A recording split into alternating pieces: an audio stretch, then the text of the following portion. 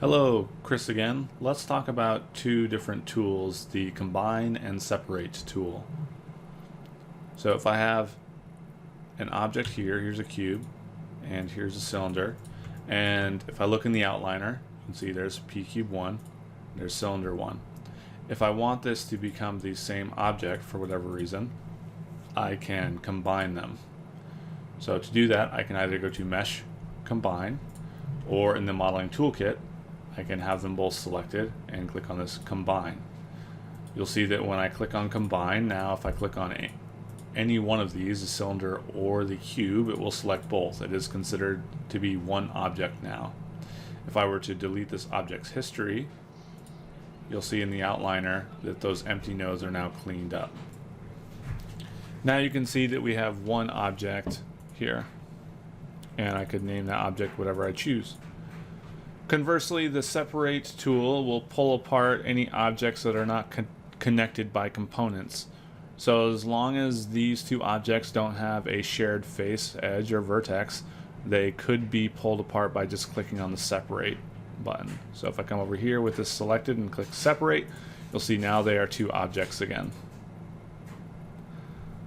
Let's look at one more example.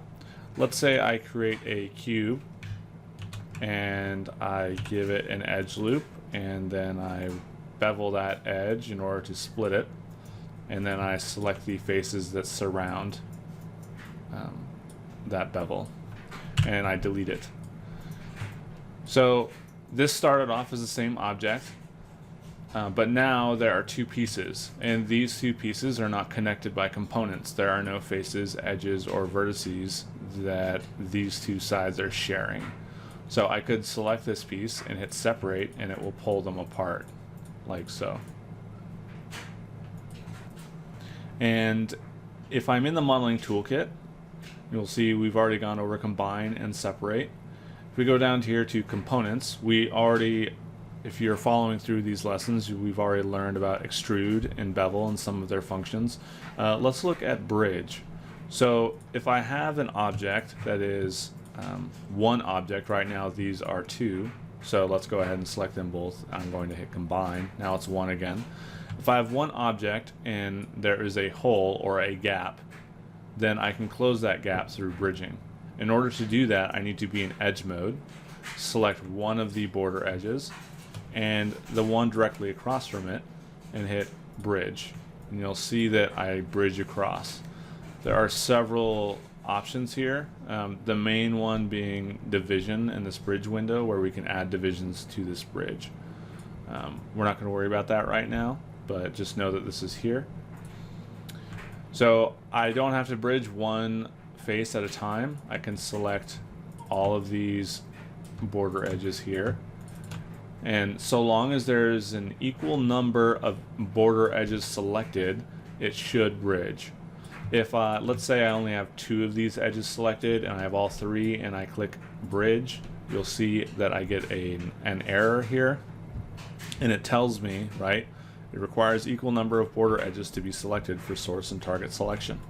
So let me click on that and I'll hit bridge again, and now you can see that it's closed it up. I'm going to create a cylinder, and let's say I have these three faces deleted, right?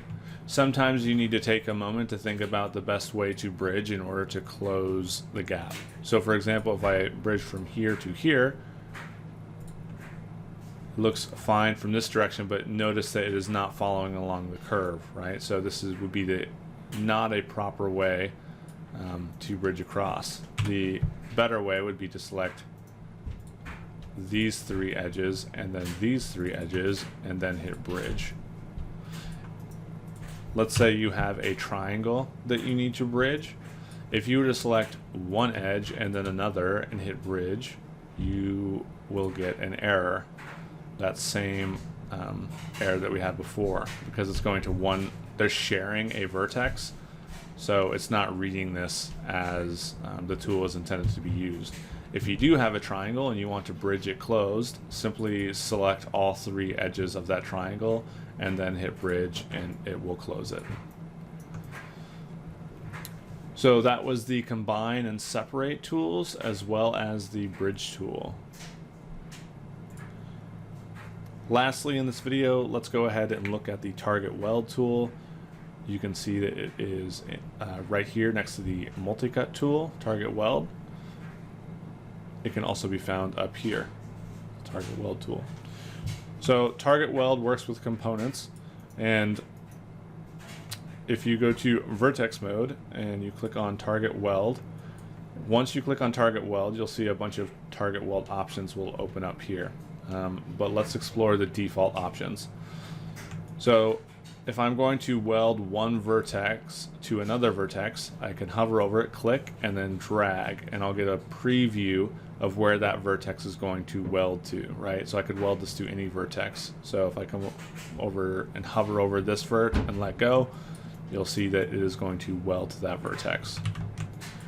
So this target weld options merge to target means that when I select a vertex and weld it, it's going to move the original selection all the way over to the mouse over vert, right? So it'll weld like that. If I click on the center, then these two vertices will meet in the middle, and you'll see we'll get a preview with that little green dot. Oh, this is where it's going to end up, right? So I could continue to weld as I see fit. Right, we can also weld edges. So we can do a target, and I could weld like this edge to this edge, or this edge to this edge, or we could do center in the same fashion.